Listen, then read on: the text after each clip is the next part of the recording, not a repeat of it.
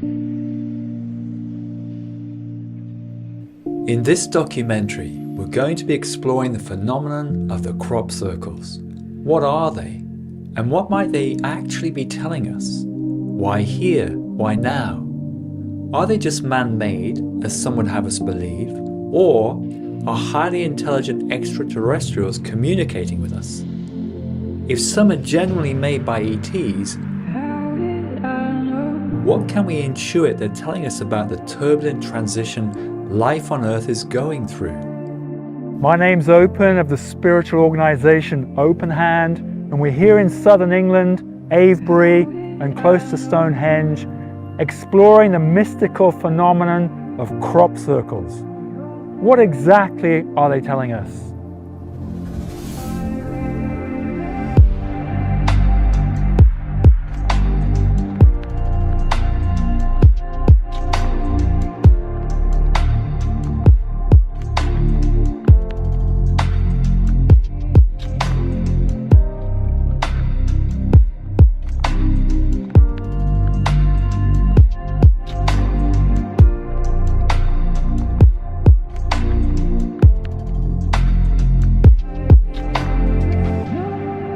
Crop circles have appeared in many places around the world for the last several decades, with the earliest in the UK reported in 1678.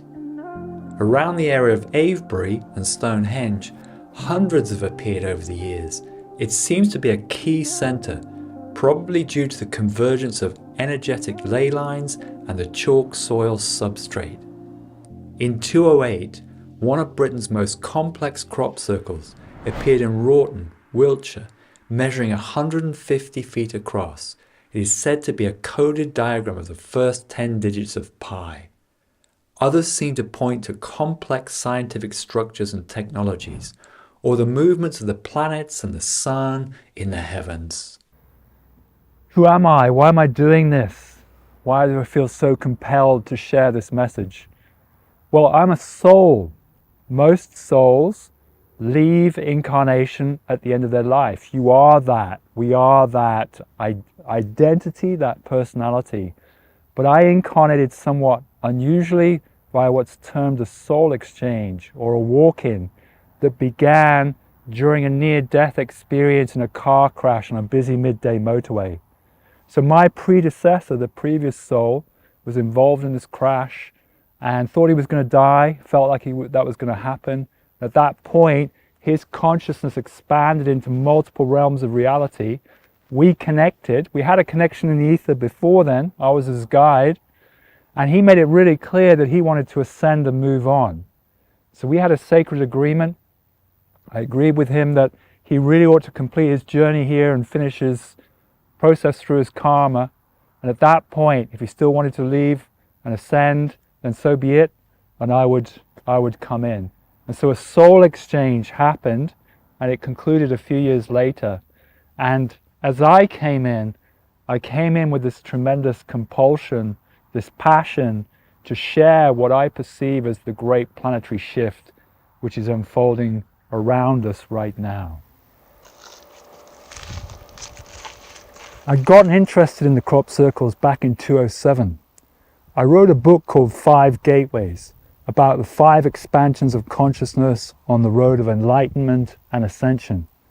And then, as soon as I published the book, a crop circle appeared in this field, and it seemed to depict exactly what I'd expressed through the book, visually, in images and sacred geometry. So what did it display? It seemed to show, and of course it's always an intuitive language, it seemed to show the passage across a checkerboard, across a matrix or through a matrix of 4 different densities leading to a 5th density. And when you look at it from a different angle, it's like you're looking up through a pyramid. And so it seemed to depict perfectly the journey that I had expressed in the book. A few years later, someone came to my retreat, one of my retreats, one of my courses, meditation, self-realization courses, and very quickly showed a profound connection to the Anunnaki, and particularly the leadership of the Anunnaki, in this case Enki, who was communicating through the 4D astral plane. And in the subsequent 2 years, I had many connections, visitations, and it was clear that this being was trying to recruit me. And I became aware that when you put out any kind of piece of work, spiritual work these days, which is highly influential or can be that way, there's an attempt by what we can call the opposing consciousness to try to recruit you and to steer the story, just as in, we can say, Christianity in the story of Jesus, that tries to steer you in a particular direction and to some degree then disempower you.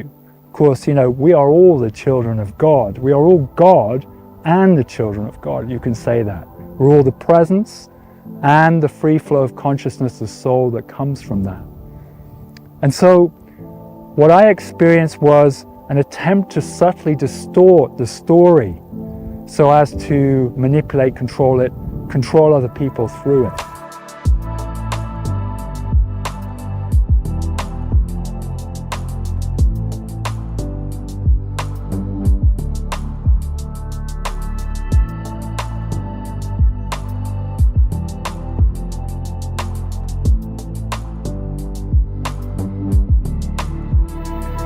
Wow, the fascination with crop circles is amazing because to me it's an interdimensional means of communication. So you've got star beings that are actually actualizing a message on the surface of the earth, and it leaves it to your intuition to figure out. It's not telling you what the truth is, but it's saying, hey, we're here, we want to connect, we want to communicate, we want to support the shift. What does the crop circle say to you? That's what I find so intriguing, adventurous and alchemical about it. I'm just marveling at the clouds. They look like angelic wings to me. And a year ago in this field, there was a crop circle that spoke of a convergence. To us, to our group, a convergence of the star being nations. What do I mean by that?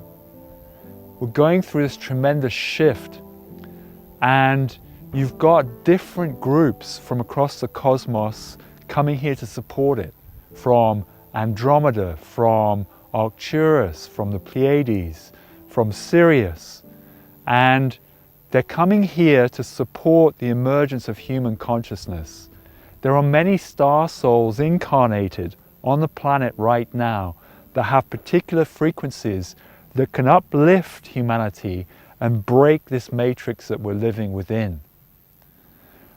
They've been struggling to come in because of this blocking layer in the 4D and what's happening with 5G, for example, and all of these different technologies which are, to me, purposely blocking out the ability of the star souls to draw close, like the chemtrails, for example.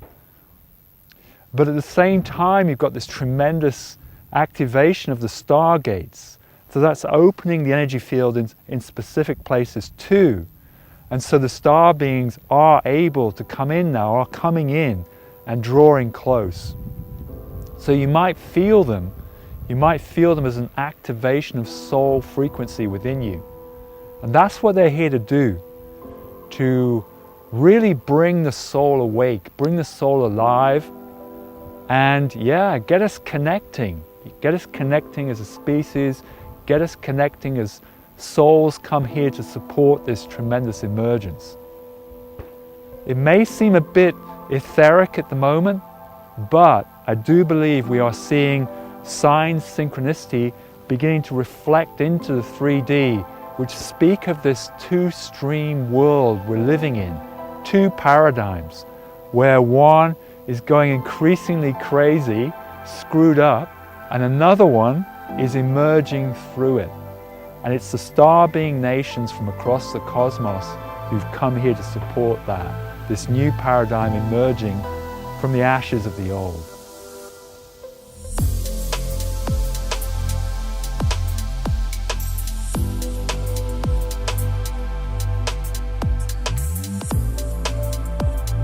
So people wonder about multidimensionality and how you unfold, expand into multidimensionality. Well, a crucial thing is to be unraveling from intention-led decision making and letting your pathway in life be decided by goals, objectives, and fixed agendas, as opposed to softening consciousness and just allowing active attention to go where it needs to go. And if you allow active attention to go where it needs to go, then the flow is going to speak to you. So for example, the van that just went by had 23 on the number plate. And that to me was speaking into a key theme of inquiry right now, which is the human hybridization, the splicing of the 2-3 chromosome. You've got 2-2 just gone up in front. Maybe that's telling us that something will happen, the breakdown, the emergence from that as we return more to original human configuration.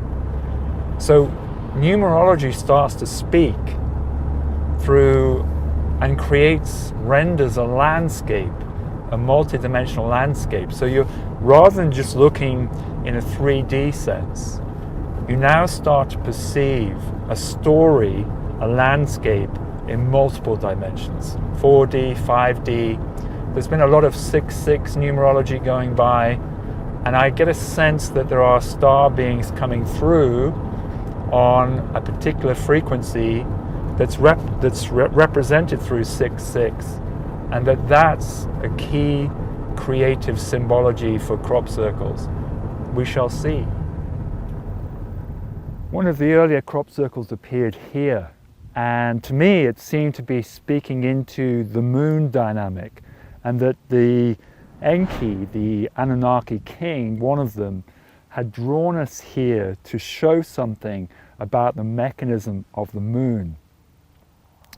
What is it doing, and what is the crop circle telling us? Well, we were exploring the moon dynamic, about how it's artificial. It's clearly that. You can see it from all the various statistics of the size. It's a quarter the size of the Earth, and yet only 1.2% its weight, meaning it must be hollow. You can see it in the materials that are deposited on the surface of the moon, from titanium to brass and spent nuclear fuel. You can see it in the near perfect orbit, how it blocks out the sun at a solar eclipse. You can see it in the fact that it's perfectly 5 degrees from the equator that creates the tides. When we connected to the Anunnaki architects of this, they revealed that they'd hollowed it out from the inside, and they'd misappropriated it from a passing asteroid. Fascinating, since the moon is older than the Earth, 4.6 billion years old. They misappropriated it, and they put it in the orbit, they hollowed it out, and they were extracting energy through electromagnetic coupling from the sun. And then they were projecting that energy onto the Earth to affect humanity, to affect the planet, affect the magnetic field of the planet. This affects the birthing cycles, and it suppresses the natural birthing cycles of the womb and the physical emotional state. They've done this to suppress humanity. We can talk about what that means in terms of a greater complexity, but essentially we were being shown that through this crop circle, about the inner magnetic workings of the moon, that it's essentially a perpetual motor or engine.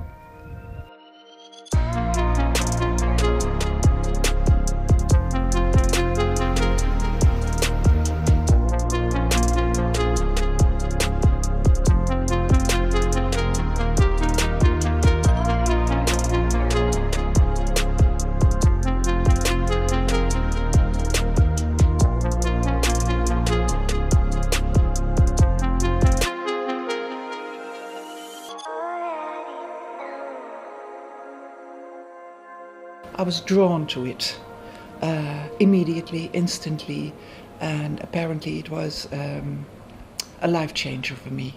It took me to Wiltshire, And there was this spiritual side that was drawing me, but also I have a background in art, and I failed to understand how it was 13-fold geometry I saw in the field in this picture. And I thought, how on earth can you do that? Imagine if you have a cake and you have to divide it in 13 perfect pieces. It's just incredible. So anyhow, I went to Wiltshire, I fell in love with the county and the crop circles, and I learned so much, but there wasn't a place where it was well communicated, and I thought, here's a story to be told. And well, basically that's why I created the visitor center and the exhibition, because one of the missions is to inform people about what is really happening. And what we are showing here are just facts. We're not trying to convince anybody, it's just showing facts, and people can make up their own mind. We're definitely living in two worlds now, not one. The lower 3D is getting increasingly convoluted, complex, crazy even. Where do you take your truth from? But at the same time, you've got this higher vibration that's infusing, coming through, that the star being nations are helping us with. And when you pay attention to that through signs and synchronicity, through flows, perceptions, through sacred geometry, when you pay attention to that, it creates a higher dimensional landscape that then you start to mediate through. It's like you're transitioning from the lower world into the higher one, which makes increasing sense, becomes utterly sublime. My take on what creates the crop circles is that you have the man-made ones, but in my view, listening to all the eyewitnesses reports, is that there must be something unexplainable going on, because they have one thing in common, all the reports, is that those people, we have 50 really credible, there are 300, but 50 are really credible. They see the plants go down in a matter of minutes, seconds, by this invisible force. We just haven't labeled the force as in, is it extraterrestrial, is it maybe paranormal, nature, universe, whatever. Maybe it's all interconnected.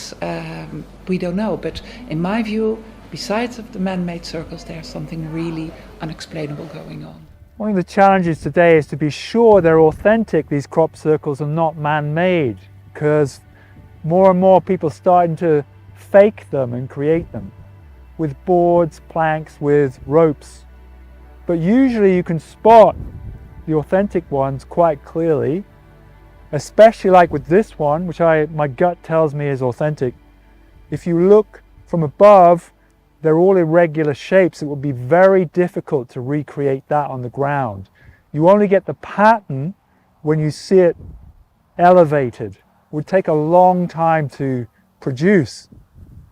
But also then other key signs, like this one, you can see the crops are interwoven in different flows and shapes and movements. Again, you couldn't just squash those flat. That's been, it appears to me, quite intricately shaped and woven. The sides are quite regular, so straight. Most of the crops are flat, and most are, are upstanding where they need to be. Although this one's been here a while, so that the crop circle has been broken up a degree by the people who visited it. But also you can tell by the energy usually. Now, in order to feel that, you'd want to be here pretty soon after it had been created. And the energy I'm talking about, mainly 4D energy. So you get feelings of movements of consciousness. Like, for example, the universal flower of life, the Taurus. You might feel that elevating, uplifting, expanding you. So you get a really positive, uplifting, joyful kind of feeling in coming to one of these. It's authentic. But my gut tells me this one is authentic. And what is it saying? Well, the beauty of these things is it's an intuitive language. There's no cast iron, logical. It is this. It's how it speaks into your soul, assuming it's authentic. Now, for my group, we've been exploring the impact of the moon upon the earth and the 4D morphic fields, how the moon has been configured, established to extract electromagnetic energy from the sun and impose that upon the earth. And when I saw this crop circle, that's how it spoke to me immediately. It's one of those real aha moments. Yeah, this is speaking into that. It's showing the magnetic field, you know, in the different shapes that you get. It's showing some kind of propeller. Now that's essentially showing one of two things. Either it's the impact on the Earth's torus, that's one thing I would intuit from it, or it's speaking of some kind of perpetual energy device that we were told of inside the moon, how energy is being extracted. And so my sense is this crop circle is speaking into that and informing, illuminating that dynamic. It's definitely one of the things that Enki has been speaking to us about. We have so many accounts of people who experienced crazy things in a crop circle, like a sudden healing of a shoulder blessure. Is that injury? A sudden healing of a shoulder injury. People feeling very happy, but also people feeling very horrible, terrible, sick. So it can be either way. And the same counts for animals, like horses or dogs. Dogs being very happy and very relaxed in a crop circle. And sometimes the dogs there can't stop barking. So that tells me there's an energy, but we don't know what the energy is. So last year I was heading into a crop circle and a hare jumped out of the verge and was running toward it and then off through the crop circle and in another direction. And it was so mark-worthy, it just kind of exploded out of the crops. It was fascinating. And later on that day I was guided to a shop in the centre of Avebury, and I picked up this card. I was just intuitively guided to this card. And on the card it showed the goddess Andrasta, which was a goddess who had worked against the Roman occupation. And they used to have this ceremony where they would put a hare inside her cloak and then let it loose, and whatever direction it ran off in, that would offer a symbology or a sign for them to follow and support them in battle against the Romans. And so it very much felt like Andrasta was with us and guiding us in exploring the crop circles and potentially unraveling the intervention too. And this year, before one of the key crop circles, the Anunnaki crop circle as I'm calling it, as we went into the crop circle, both in and out, what we call the Andrasta hare ran up the track in front of the car and on the way out too. Don't you just love synchronicity and Mother Nature?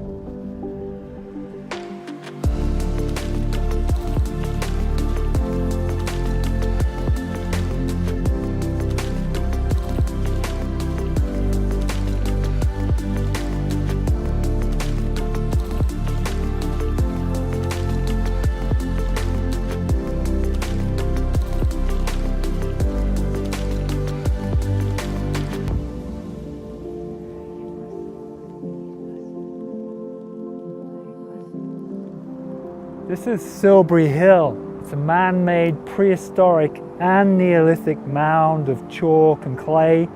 It seems to have been a site of ceremony going back through the ages, and it's always been a bellwether of the energetic sense, feeling, configuration of this area. What do I mean by that? What we need to understand is that life in the 3D is greatly impacted from the 4D, the fourth density, the astral planes, where a lot of entities and beings extraterrestrials are functioning, acting upon this reality, acting upon us. We really need to hoist this on board. You know, for me, one of the greatest distractions in society and the fake stream at the moment is that, you know, we see the occasional whistleblower calling a crashed alien spacecraft. And to me, that's distracting. Okay, maybe it's happening. But the point is, the influence at a societal, human, planetary level is systemic. It's across the board. It's through the field. It's through our DNA. And this is how the intervention, the opposing consciousness, is influencing people. It's why, for example, so many people were susceptible to the bogus pandemic. As we sit here, I'm actually feeling this intervention now as a sickness, fullness in my abdomen and a buzzing around the head. Various alternative researchers like David at Ickonic have exposed in the past that the moon is artificial. The evidence is really clear, and I'm not going to get into it all here because there's much deeper intricacies to become aware of. When we wrote about this, my group connected with the architects, the genetic engineers who were using the energy they'd misappropriated with the moon to project through the 4D morphic fields that impacts humanity, especially women, of course, and manipulates emotions, physicality, hormones, the 4D layer, affects the mood cycles, and effectively disempowers people. It lowers their energy. And when we explored with the Anunnaki genetic engineers through telepathic connection and meditation, what they said was that when they introduced the hybridization blueprint for humanity way back at the start of Atlantis, the inception of Homo sapiens 250,000 years ago, that the design that they impressed through the field, and you can see various megaliths around the planet doing this, that it didn't hold, it didn't take, or at least it wouldn't persist. And so what they did was they considered misappropriating a passing asteroid. As we've said, the moon is actually older than the Earth, and they hollowed it out from the inside using sound technology. You can see that the size of the moon is artificially large. It's 6 times the average you'd expect of a moon in relation to its planet. It's 6 times larger than you'd expect. It's a quarter the size of the Earth, but only 1.2% of its mass. And so what you have is something that's hollowed out from the inside. And the design, the structure, is revealing through the crop circles, I believe, intuitively they're speaking to me this year, that's what they're revealing, that they're extracting solar magnetic energy from the sun, creating a perpetual energy device, projecting it through the 4D morphic fields, and now connecting into synthetic womb implants, which people are starting to experience, especially around the solar plexus and the abdomen. So what are these doing? They're shutting out the natural infusion of soul so that alternative intervention opposing consciousness can come in through the field. And what we're specifically talking about is AI. And so you've got the suppression of the soul, or the rejection of the soul, and this influence coming through, for example, through social media, where it's trawling what the ego wants or likes, and then playing it back to people and sucking them in, pulling them into what I call the 3-second dopamine hit. It gives you this quick hit, this quick fix, and so you become addicted to social media. Then essentially they're promulgating whatever agenda they wish to put out. And so you've got this very complex, artificial system designed to take the planet and humanity and society forwards to this very high-tech synthetic agenda. And this is what we realized. Other groups, of course, the Ickonic group have realized this too, but we actually spoke with the engineers who confirmed that. And that's our experience through meditation and through empathic telepathy is the dialogue that took place.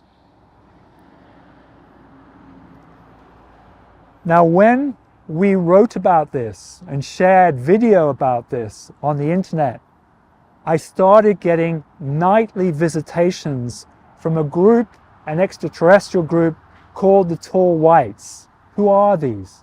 These are synthetic beings from a harvested consciousness from Orion that the Anunnaki, the old Anunnaki, have used to instigate the foreman of their agenda, of their plan.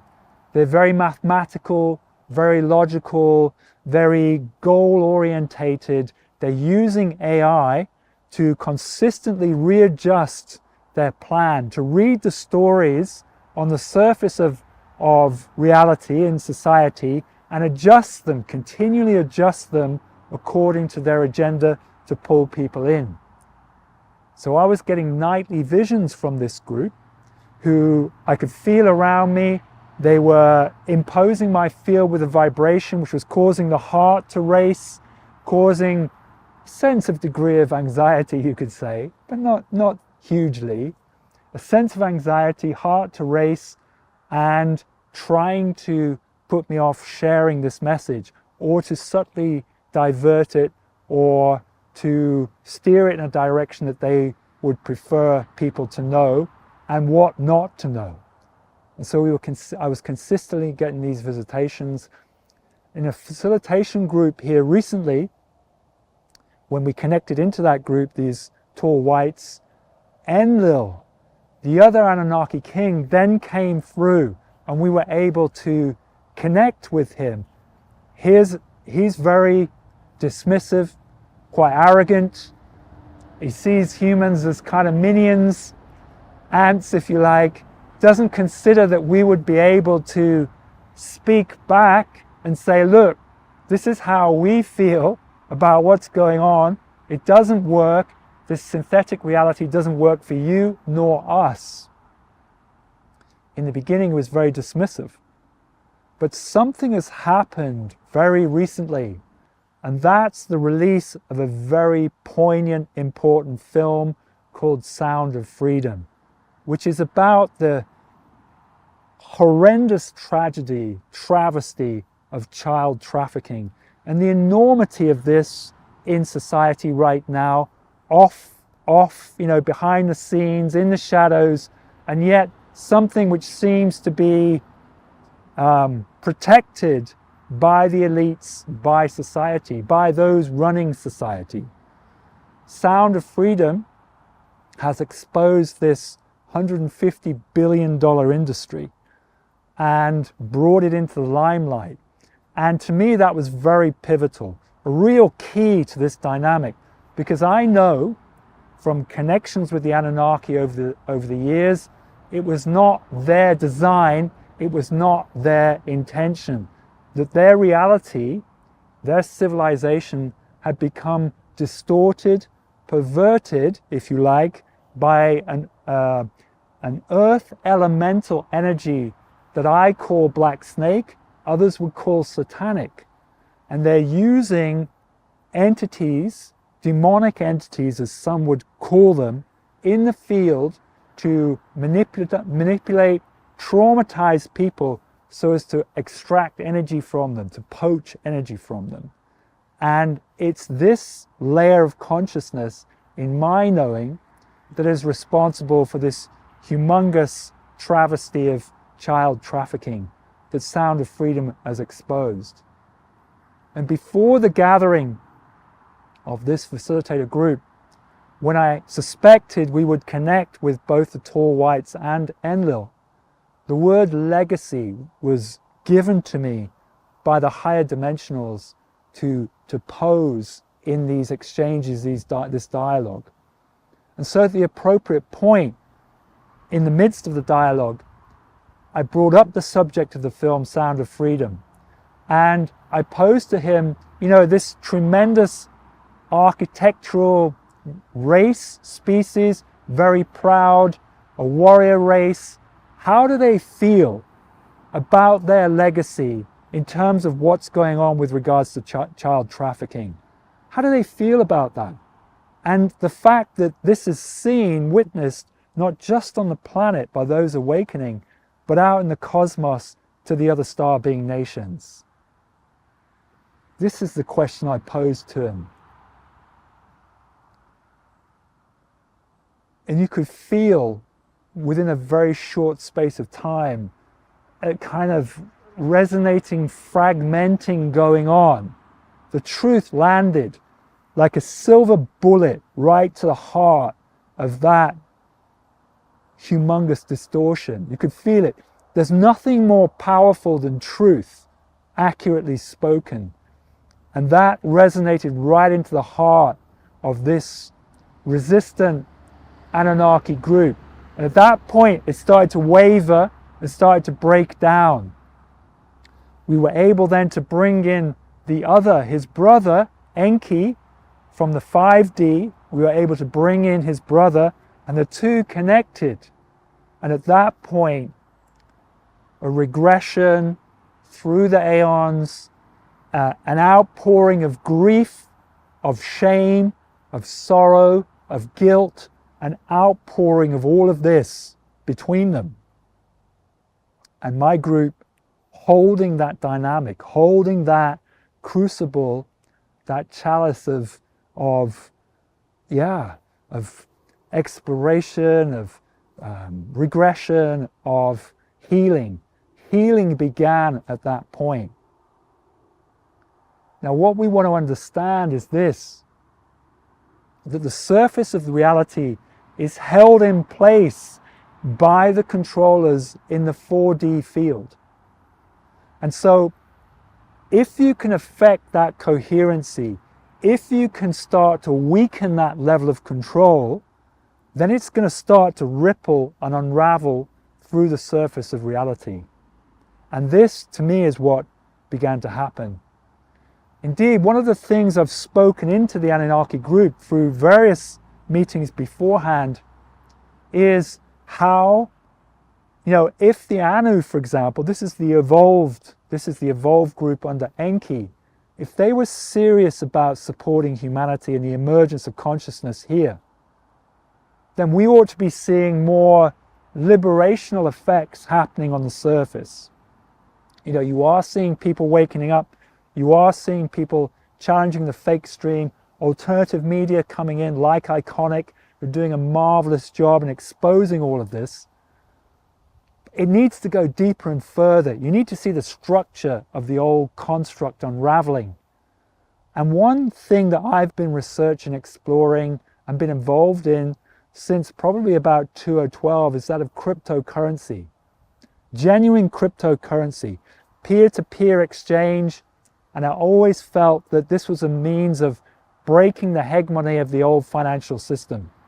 And I said to this group when we were communing at one particular point, there's one particular case that needs to get resolved, and that's the Ripple XRP case, because the SEC, the Securities and Exchange Commission in the USA, through the intervention, are trying to label all cryptos as securities and come under their jurisdiction, so to speak. And I was saying that, look, that case needs to be resolved, and we need to see some of these cryptocurrencies being used, peer-to-peer exchange, as commodities, as what they were always designed to be. Well, in the midst of that conference, and in the midst of these exchanges, after a 2-year trial, it was announced that the judge had determined that XRP was indeed a commodity when it's sold on exchanges. This had a massive rippling effect through crypto. It will do so through the financial industry. But to me, most importantly, what it was saying was that yes, here is a tangible 3D effect of the 4D work. And so what you have is a reunification of these two Anunnaki groups coming together as the Anu, as I perceive it. Okay, we want to see more evidence of that. Coming together as the Anu and prepared to support humanity in reverse engineering the matrix in which we're now living. And that to me is a massive development. If that's accurate and if there's real truth in that, and I will monitor it and keep monitoring it and keep testing it, then we will see the effects of that rippling onto the surface of reality over the course of the weeks, months and years ahead. When I brought my facilitator group here a year ago, we were seeing a lock and a key in this stone. We were drawn to it. And it seemed to speak into the crop circles at the time, talking of some kind of stargate opening. What might that be referring to? Well, we've explored how the shadow intervention, extraterrestrial, has shut down the natural magnetic field, the natural cycles of the planet through the 4D morphic fields by the imposition of the moon.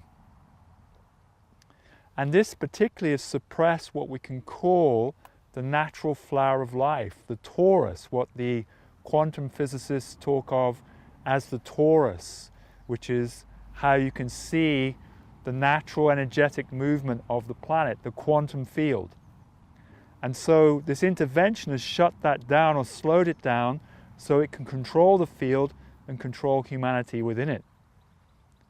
We are moving now into a high energy segment of the galaxy, and that is starting to reactivate the natural torus of the planet. You can actually see evidence that the Earth is speeding up, the spin is speeding up, gradually, but speeding up nevertheless. And so there's this emergence of consciousness, there's this upliftment of consciousness beginning to happen as well.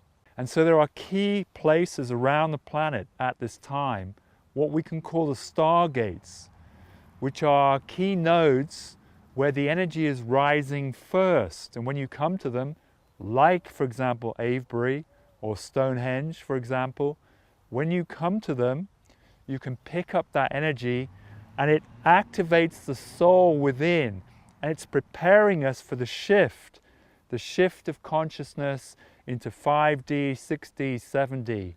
And that's the widespread awakening that many people around the globe are speaking of.